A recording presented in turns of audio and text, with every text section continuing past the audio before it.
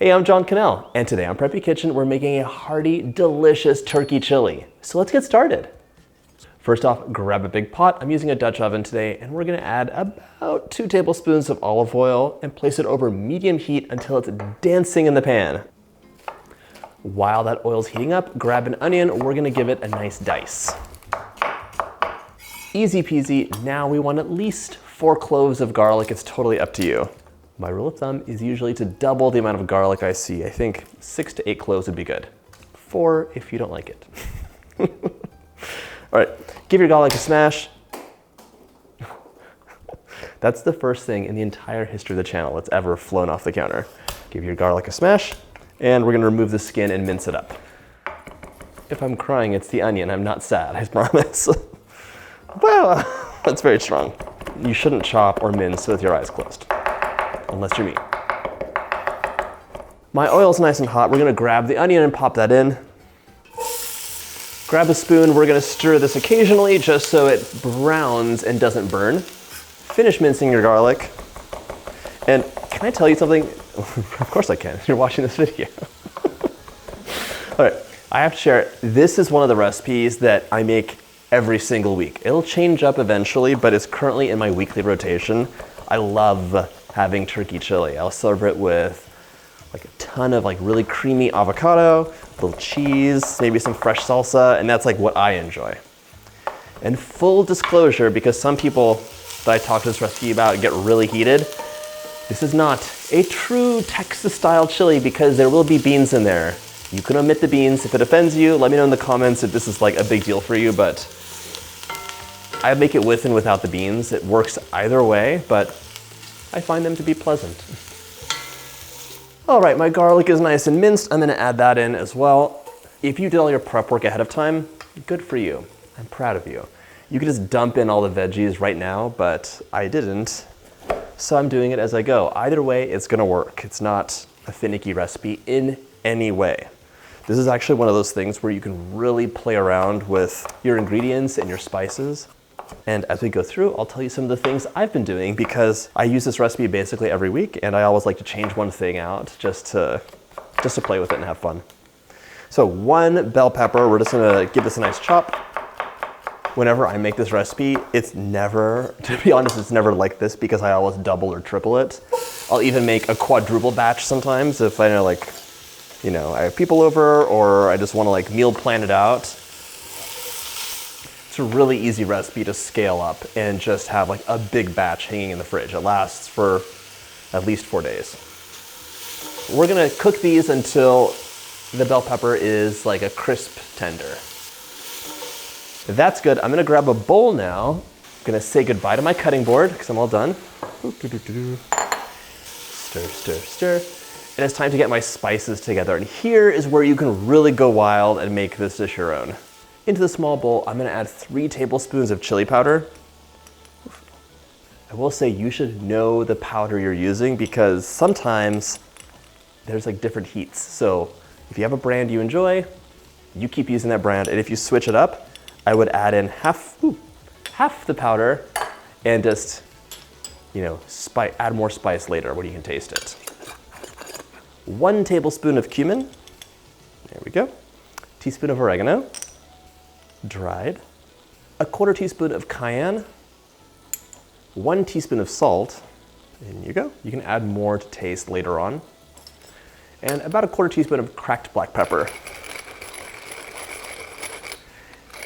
If I'm making chili for my family, I always add in a tablespoon of cocoa powder too, but I'm gonna omit it today because it's not for everyone. But I find it really gives you a depth of flavor, and just FYI, it's not sweetened in any way. It's just the cocoa powder. So it really gives you that like nice deep flavor that I love. My veggies are nicely softened. It's time to add in a pound of ground turkey. You should always use the darker, fattier ground turkey, not ground turkey breast. I'm sorry if you have to eat it, it's nonsense. It's like very low fat and rubbery, so it just doesn't cook well. Okay, it cooks fine, it just doesn't taste good. That's the difference. Right now, I'm quickly using the back of my spoon to break this into chunks, mainly because I hate that extruded look. I never want to see those little turkey noodles. That's not appetizing.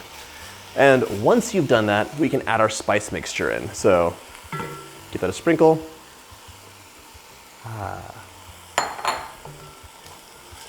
And mix that in. Okay. And while this starts to brown, one of the other things I like to add into my chili, and you can tell me if it's weird or not, is celery. So just little bits of sliced celery.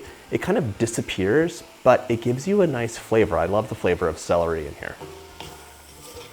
But if you think it's weird, just don't judge me.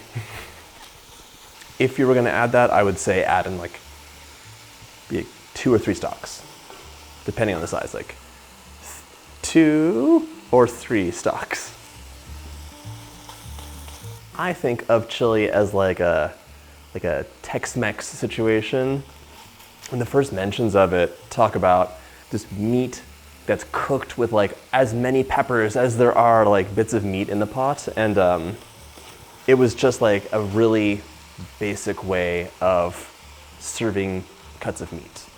So it wasn't very fancy or anything. It's what the normal people did, and you're using what they have around. So it was like the chili, the peppers, and the meat. It would not have been, I don't think it would have been turkey. But I'm not a food historian, so maybe it was. This will brown in just a couple minutes. Once you don't see the pink anymore, it's time to add in 2 14-ounce cans of diced tomatoes.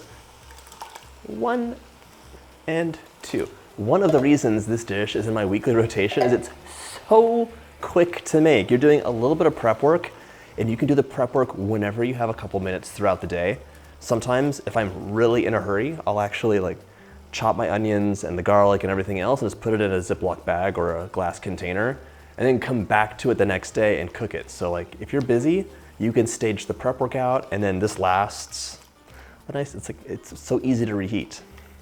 1 tablespoon of brown sugar is gonna go a long way. You want a little bit of sweetness to kind of balance out all the spices that you have here. So just sprinkle that in. And now, for perhaps the controversial ingredient, I'm gonna use some red kidney beans. Black beans go really well in here too, so do pinto beans, like they all work fine. I want about 3 cups, it's around 2 cans if you're using cans. Mix those in. If you want a little extra kick, you can add a minced jalapeno or 2, any kind of chili, it'll be great in here. In this recipe, we're just gonna use that as a garnish because it looks really beautiful on top and you still get all the spice. I feel this is a matter of personal taste. Some people like a soupier chili, some people like a more hearty chili. This is how I like mine usually. I might add just a little bit of liquid and let it kind of like cook down and thicken up, but you can add in up to 1.5 cups of chicken broth. It's really up to you. I'm gonna add in like 1/2 cup right now. I'll add in a little bit more, that's fine. I'm gonna reduce heat to medium-low and let this simmer away uncovered for about 45 minutes. Sometimes it's up to an hour.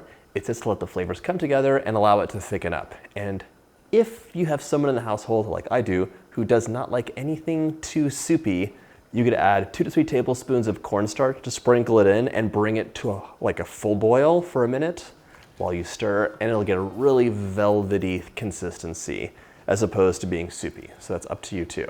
Let this bubble away uncovered for about 45 minutes, and then I'm gonna show you how we top this with all the garnishes to make a really delicious dinner. Towards the end of your simmer time, grab the garnishes you want. For me, this has to have jalapeno, avocado, a little bit of cheese, and sour cream. It's very important. Ooh, it's very important. I'm gonna make this pretty for camera. Normally, I just dice the avocado and scoop it out, but today, we'll do things a nicer way. We'll peel the avocado and give it a slice. And just like that, you're ready to enjoy. That is pure flavor. It's so good and so easy. I hope you had a chance to make this recipe, and if you like my videos, check out my dinner playlist.